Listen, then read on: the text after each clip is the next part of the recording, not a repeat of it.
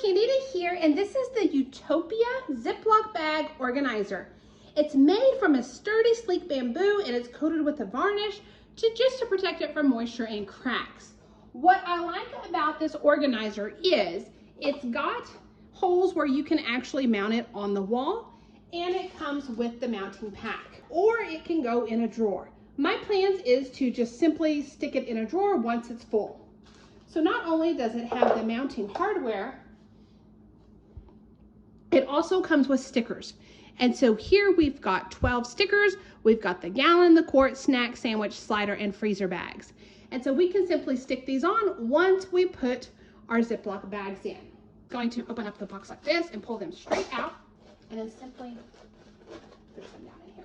And now that I have my gallon bags in here, I can simply peel the sticker.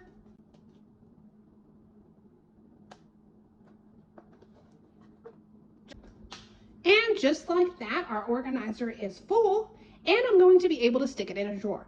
What I really like about the organizer is the fact that I can see at a glance if I'm going to run out of snack bags. I hope you found the review helpful.